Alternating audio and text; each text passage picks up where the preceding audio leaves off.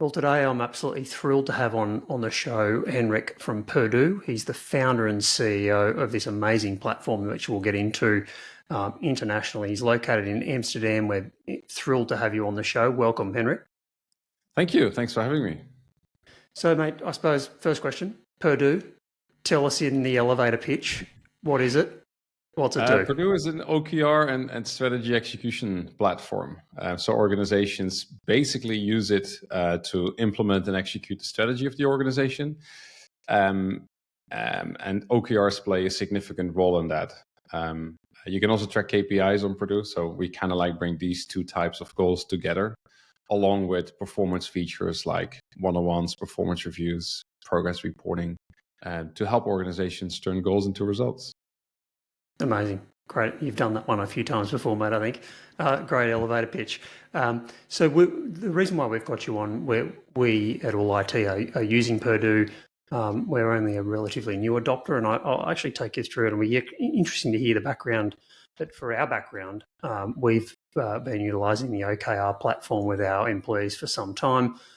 For full transparency, we were using actually the Microsoft Viva Goals platform prior, and I was never really happy with it. At all, and they've subsequently shut that down. And I think we got trapped into the line of thinking that you probably should, if it's Microsoft, then everything's integrated and what have you. And it just couldn't have been further from the truth. It was a subpar product, and then we obviously Microsoft announced that in January this year they'd be shutting that product down. So we obviously went to market and did an extensive series of testing to really work out what was the best in market and the best obviously for us, and your product come out shining above in terms of its feature set. Good. Its Happy ease to of hear, use. So it's just amazing. But mate, let's rewind. How did all this how did Perdoo come about? Well, a quick note about Microsoft, because it's really interesting, right? Like we are a self-funded business. We're a small company, and in the past we've actually lost like some bigger deals because they thought Microsoft was a safer choice. How far from the truth? Microsoft is retiring the product.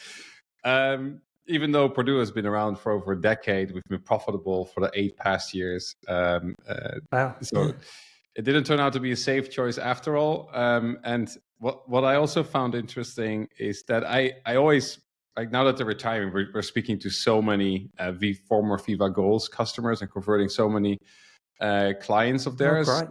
Yeah. And I always ask them, like, did you evaluate Purdue at the time? Like, were we on your list? Like, why did you choose Viva Goals? And they, like most of them, they sort of acknowledge that they like Purdue better. They thought it was a better product.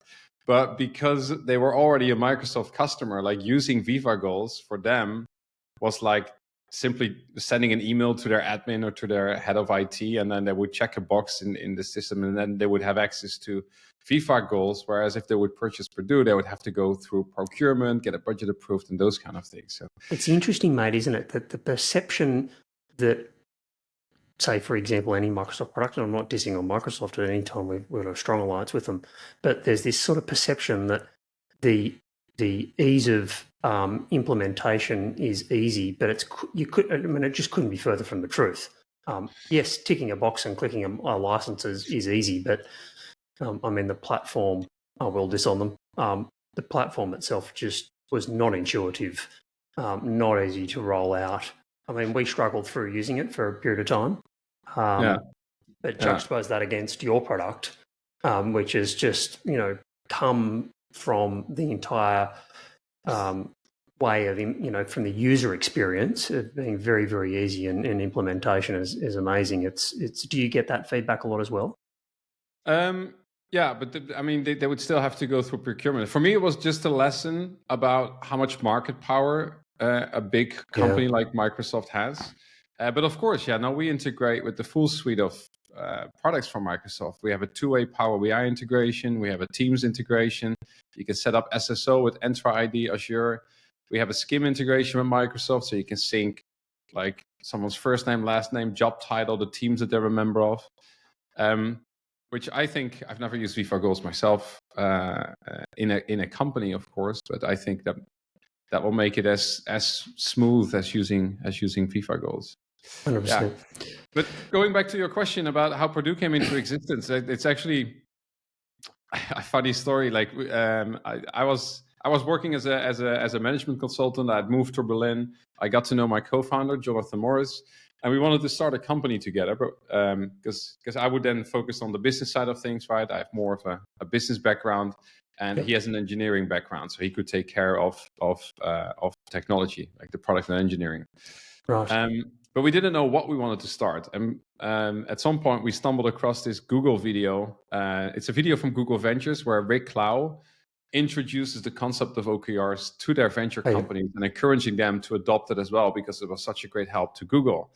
And then at the end of that video, people ask, like, okay, this is great, we want to do it, but like, what's the tool that you use for it? And Google says, oh, we actually don't use a tool. We just we use an internal wiki system for it, which someone at Google actually showed me once when we were in San Francisco. And then we concluded, okay, well, let's build a tool for it. So we started off with a very simple landing page, just announcing that we would build an OKR software for businesses. And we dropped a link to that landing page in the comments of that video. And that drove a lot of traffic. So we figured, okay, well, videos to this day is still very popular, isn't it? I haven't checked it recently, but it is, yeah, over 1 million views right now. Yeah. Lots, yeah. So that was the first validation. So then we said, okay, let's build a prototype. And then we had like a very basic version. We got the first users. So that's how the ball started rolling. But we started off as an OKR pure play solution, just doing OKRs. And then we learned that literally all of our customers were using OKRs as a tool to help them realize the strategy of the organization.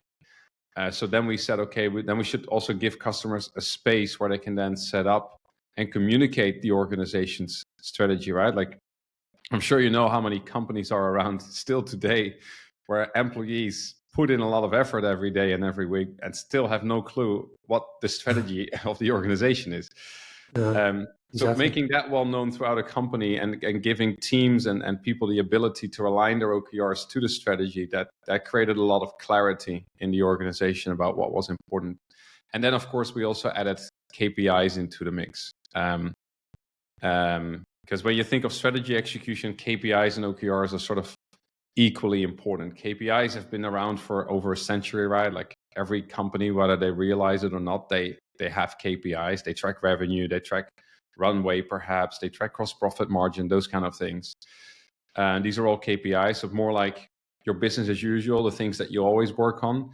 And then what OKR did is that it sort of established another category of goals next to KPIs, which are not focused on your business as usual at all. They focused on helping you break out of the status quo, so helping you fix problems that you have in your company, helping you realize innovations and improve processes, those kind of things, more like projects. Yeah, wonderful. Let's recap, because I think, I'm probably taking for granted that everyone knows what the OKR process is. For full clarity, it's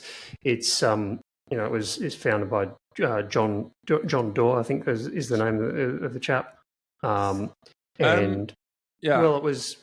It started off with management by objectives, which correct. is from Peter Drucker, and he implemented the concept that you should run your company by objectives, and then the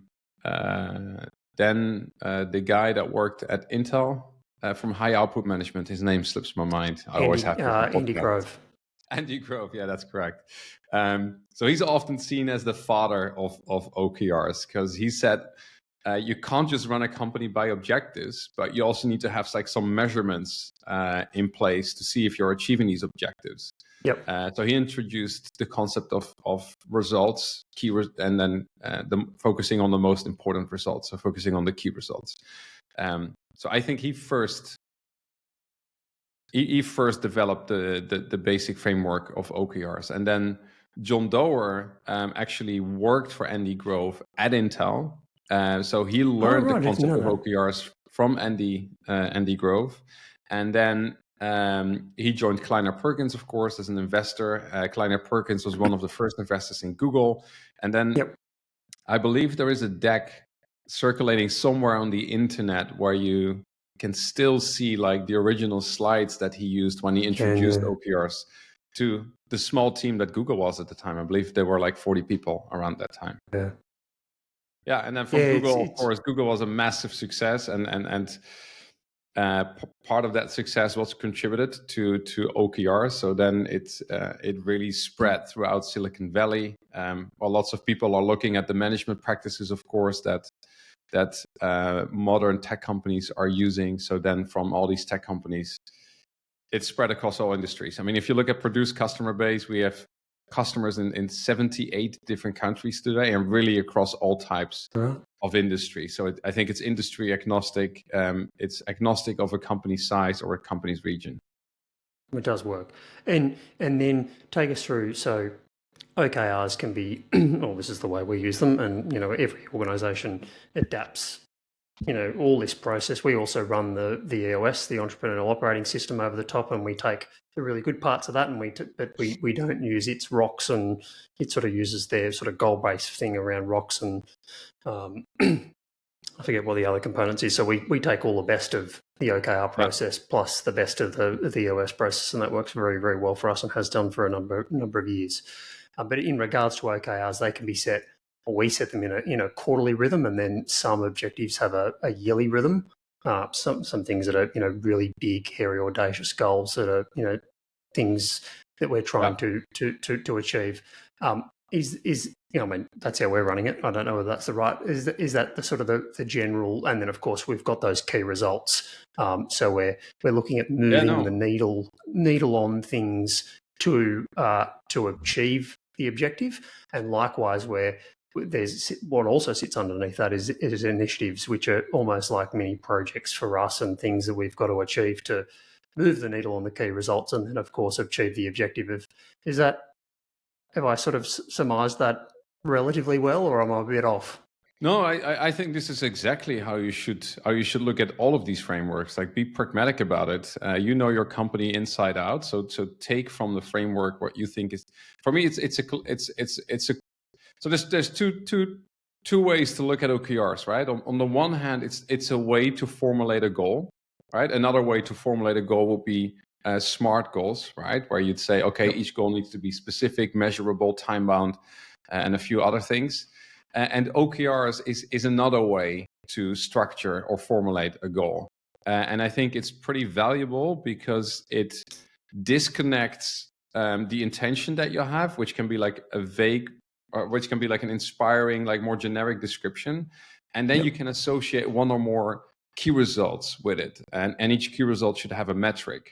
So you're basically saying, okay, here is where we want to go with the objective. And then these are the results that we need to achieve in order to get to our objective. So it creates a lot more clarity, right? Whereas sometimes before, someone could formulate a one-sentence goal, and that could have meant different things to different people, right? So some people start working on it, at the end you review it, and someone is really happy about the outcome, but others are not because they had something completely different in mind. That problem you won't have with OKRs. OKRs force you to make your intention really specific, and that prevents you. It's more difficult, of course. It's a challenge, but it prevents you from wasting a lot of time in your company by people working on something that meant something else to another person in the company.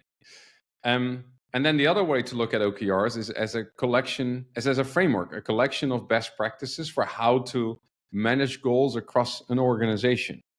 You can imagine that if you set goals in your private life, for yourself, right? It's just you. That's very simple. But when you think about a company with dozens, hundreds, or thousands of people, managing goals across such an organization is a lot more challenging. And then you need then you can benefit from things that we've learned from the past century with managing goals in a company, right? And these best practices are summed up in the framework, but every organization has its subtle differences. So pick from it what you think is valuable. Like how often you set goals is one thing, right? Like you work with quarters.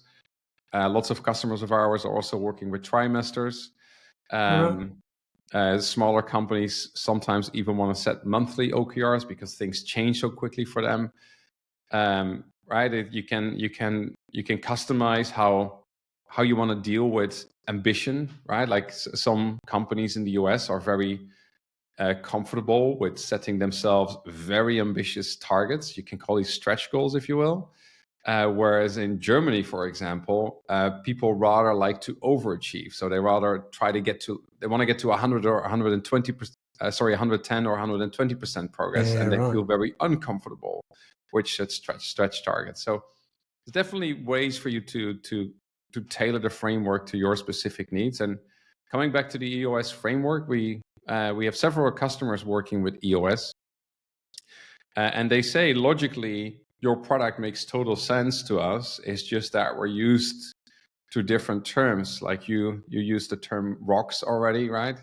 And that I think is what a lot of these frameworks, whether it's EOS, 40X, or OKRs, when you think of it as a framework, a set of rules, they all boil down to the same kind of. And this is why soon in Purdue will also allow you to customize the terminology. If you don't want to call something an objective or want to call it a rock or something, you can just change the terminology that you'll be using. Yeah. So, but the component, I want to get to some of the other components that sit within this overall framework, OKRs, and there's pillars and an overall strategic goal, I think you refer to it as, which has been a fantastic exercise for that. I'll get to that. However, another very powerful feature that we have been hugely surprised by is we have been, and I'll be fairly open and transparent, we've been doing the one-on-one process with our team members for a long period of time. And I'll be honest, they're fantastic. They probably lost their direction and their purpose a little bit. They one-on-ones over time can tend to be, well, at least for us and anecdotally from a lot of people I've spoken to, can sort of be work in progress meetings. And that's what, in my opinion, they shouldn't be that. They should harness everything that we're trying to achieve and the objectives and the key results and move the needle. Your platform, Perdoo, has got a very, very strong one-on-one feature and process where all these, the KPIs, the objectives are all linked in. You can set the cadence for those. I got to tell you, Henrik, that component for us, I mean, there's been a lot of great components. That's been a game changer because, particularly in the KPIs, they know what's ahead. They get reminded of it. We're sitting down. They've got an opportunity to give feedback and put talking points in there.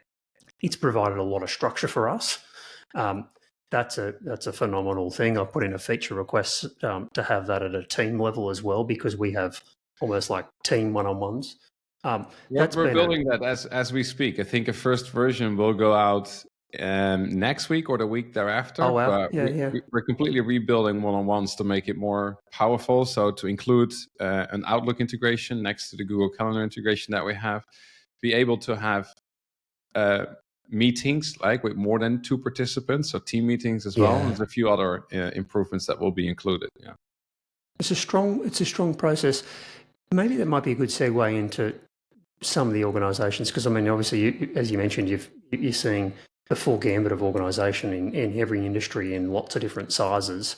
Talk us through some of the real success stories of where I'm sure you've seen organisations go from not using OKRs and not using a platform like yours to just be, big turnaround stories off the back of having, strategic direction and what have you. I'd be interested to hear a little bit about that. So the one-on-ones is an interesting topic at itself as well, because that was sort of claimed by a lot of HR tools. Whereas for us, we said, well, one-on-ones should really be more of an execution feature for the reasons 100%. that you mentioned. It was an important feature for us as well. But to think of through the success stories, I mean, in the early days, we were not just selling our software to a company, but we were also educating them on OKRs, right? And selling them on why you need OKRs in a company. That was a lot tougher than selling Purdue today, and churn was also a lot higher than what it is today.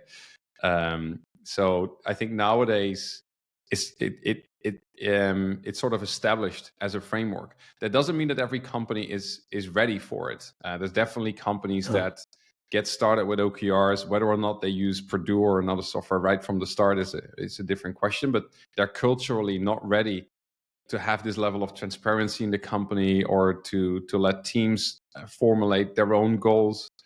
So there's definitely challenges there. But yeah, like I think what we sometimes see with the very large organizations. So for us, the ideal customer is a company that's being run by the people that also own the company, or at least own parts of the company, right. because they don't want to have any bullshit going on, right? They want to have full clarity. They want to measure the performance. They want to have a crystal clear strategy in place, and they want to make sure that everybody does everything that they need to do in order to turn these goals into results and help them realize the strategy of the organization.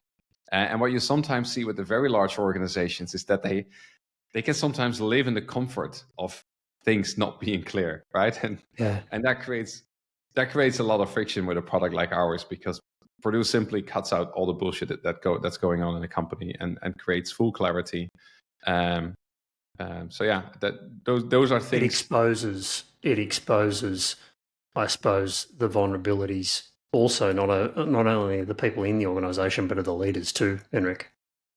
Yeah, because if you implement something like the OKR process, and particularly your platform and process that's coupled with, and I'm going to get to these strategic pillars because I think this is fantastic as an overlay as well. But if you're running through the OKR process and you're doing the one-on-ones and you're doing the team meetings and you commit to that velocity and that process, it can be quite exposing as a leader as well. Exactly. To commit to the things that you need to do, not only to people, but it's been obviously myself and our senior leadership team have got all their own KPIs and OKRs. That's a commitment as well. So it's got to be monkey see, monkey do, and you've got to commit to it. And it's if you don't, then it can quickly fall in a heap. And it takes commitment, and that's not the fault of the system. Your system makes it easy. But it is a commitment, isn't it? And sometimes leaders are afraid that other employees in the company aren't ready for it or would oppose to it. But you'll actually be surprised how much employees would love something like this, because you'll learn so much more if you're working on a project that is clearly focused on helping you improve a specific metric, for example, in your company, right? Like if your value on the labor market also increases big time. Like if you would apply for a job and you say, well, I worked in this company before, we launched a new website, and that website increased the website to visitor, the visitor to lead conversion rate from 3 to 6%. We were able to lower the bounce rate by 40%, or like you improved specific improvements in the sales process that clearly had impact on very important metrics and results for the company. That's super interesting, right? Those are the people that you want to have in your company. Those are the people that can offer a lot of value. We also notice when we, prior to even your platform, is when we implemented this, it does make employees uncomfortable, and going through this, some, not all, but some employees uncomfortably, and that did create some change for us. It ultimately, that was confronting at the time, but I think it was very good ongoing, because another thing with the process is when we bring people into the business, or before we've brought them into the business, is we're very open and transparent about where we're going in the process we take them through. And that's not for everyone, but we'd rather have people, fully aware of that up front before they even join, so that they know what they're getting into. And weirdly enough, Henrik, is you get the people that are energized. We're all energized. I think we're all motivated by money and earning more and doing, bettering ourselves in that regard. But there's so much more to it than that. That's, people, ultimately the right people that you want in your business, want to wake up, be energized by what they're doing, have a clear strategy and direction for where they're going and how they're going to get there, and not and to back all that up, have a measuring stick, a yardstick of, am I on track? Am I off track? And Yeah, that's what's great about the process. and if they do feel uncomfortable, that's why these one-on-ones can offer a lot of help, right? Like in a one-on-one, a manager can act like a coach for the direct reports. That if any goal is falling behind, like, okay, how can we help you? Like, well, how can we help you as an organization? Do you need more budget? Do you need more resources? And simply act as a coach and help your direct reports achieve the goals that they are responsible for. Yeah, Talking about coaches. We get like 20% of our customers from employees that have joined a new company. They worked with Purdue in their previous company, and then they suggest that as a tool that their new employer could use. That's awesome. Yeah, but at the employee level, not necessarily at the leadership level. We also get it there, but it's surprising to see that you also get it from employees that join a new company. Yeah. Well, they want the direction, mate. Talk us through another interesting component of your organisation is the support that you give. Obviously a lot of SaaS products are out there. You sort of like people sign them up. Most organisations, it's a given to have good training in terms of, documentation and guides. But your chat and actual real time, I've sent emails at all hours of the day and night. You've responded. The lady's name whose name escapes me, and a number of other people have been fantastic in terms of guiding us through, try this, do that. So that's a strong component of your business, obviously. Yeah, I think this is one of the reasons why Microsoft pulled out of this market, because this is just like in an industry like ours, typically it takes more than just the software to make your customers successful. So it's been our strategy since day one, pretty much, to apart from offering our customers a software, is to also give our customers all the resources, support, and coaching that they need to get the most out of OKR and strategy execution. And then if you think about yourself, like we have customers, as I said, in many different countries across different time zones.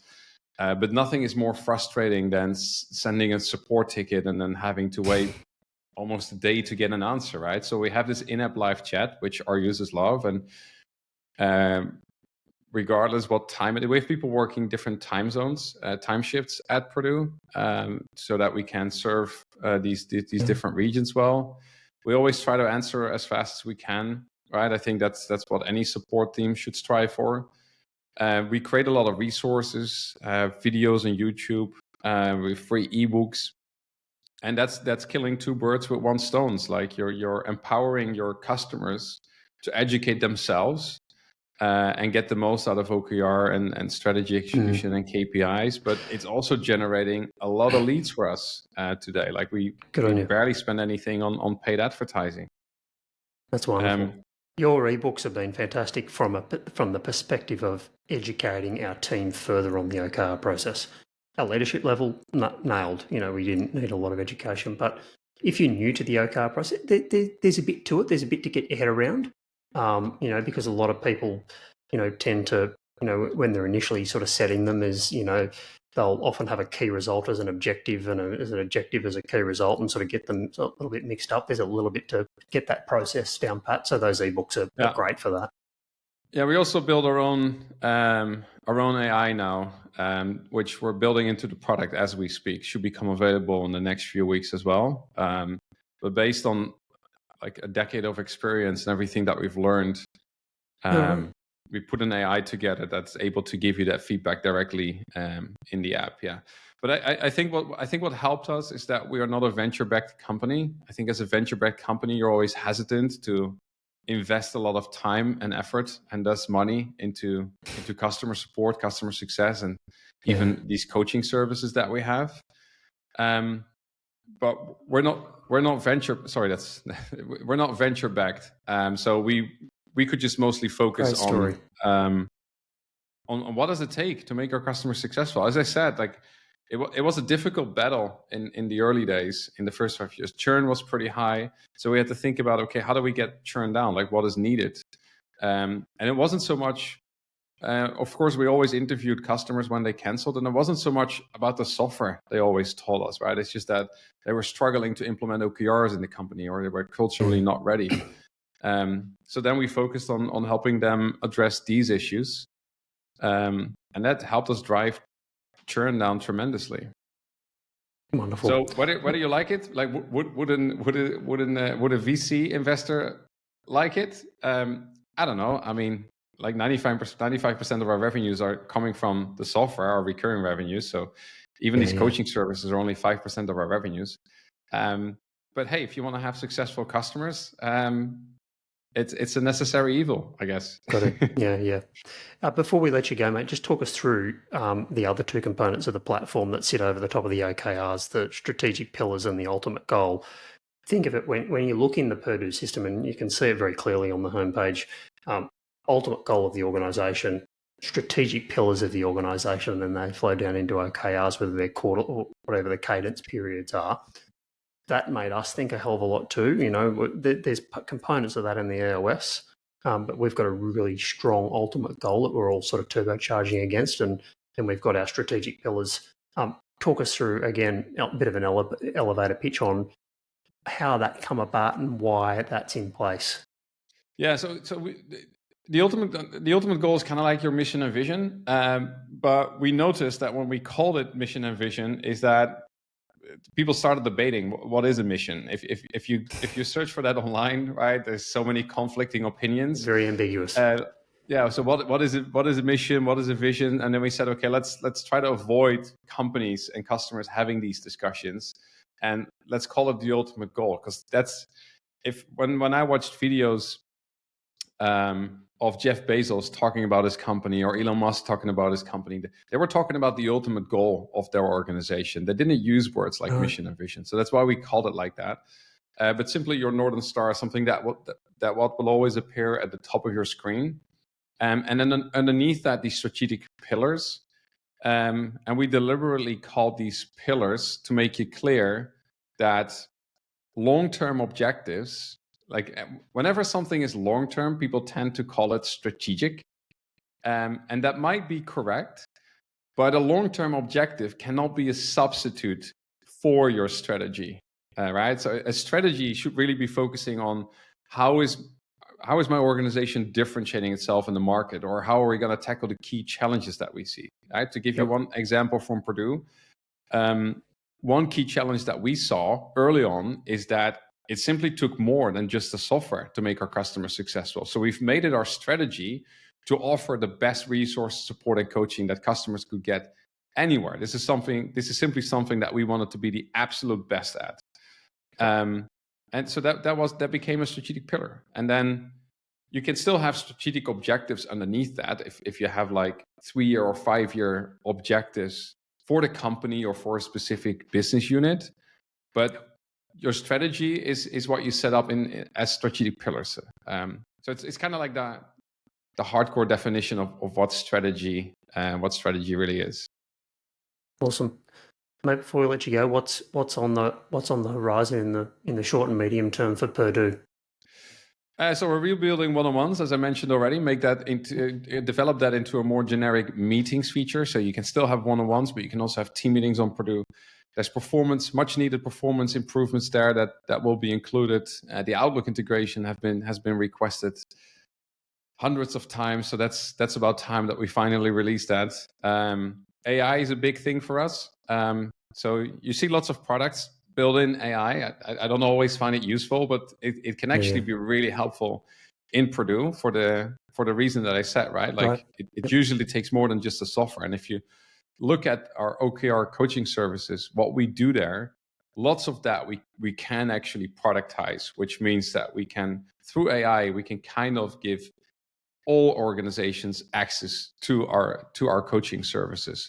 So we can use AI to help you formulate good key results for an objective, to help you identify good initiatives for a key result. We can even use AI to help you suggest what are good KPIs for your team or organization to track, or what are good OKRs to work on to help you improve the performance of a KPI. There's lots of use cases for AI in our product. So that's another big thing. And then the last big thing is another visualization. So you've seen our strategy map, right? So that ties it all together. The problem with the strategy map is that that time is on the vertical axis, right? So you can only look at 1 year or 1 quarter at a time. So we're also looking to add something more like a Gantt view, where you can then better see like what are we working on over a longer period of time, and how does that all tie together. Yeah. That's awesome. Yeah. Well, congratulations on a fantastic platform, tying in customer service, education, obviously the platform itself and its features, its ease of use. I think if you're an organisation, no matter how large, and you're wanting some strategic direction, engagement, and not have one of these things where OKRs are sort of written down and then forgotten about, this is a platform that you can get engagement from senior leadership, owners, right down through to your organisation. Hats off to you. It's absolutely fantastic. Thank you so much. We can't recommend it more highly, and thank you for joining us. It's great to hear this from our customers. So I'm very happy with this, and I'll pass on the compliment to the team, because they put in a lot of work to make this all work. Mate, you're on LinkedIn, so people can reach out to you on that. We'll link you when we put this out onto YouTube and obviously onto LinkedIn, and the web address www.perdoo.com. I've got that right, haven't I? That is correct. PERDOO.com. Correct. Yeah. So reach out, do a trial. Again, a testament to setting up the trial. We set up the trial and we were humming within days. It wasn't like, we needed all this assistance when we took the assistance when we needed it, and there were more suggestions to refine. So well done. Reach out, set up a trial, and thanks for coming on and taking us through it. And we look forward to many years of using the product, and of course turbocharging our business, and that's exactly what we're doing, and what we hope to do even more. So thanks for coming on, Henrik, and appreciate your time. We do. Thanks for having me, Tom. It's great talking to you. Good on you.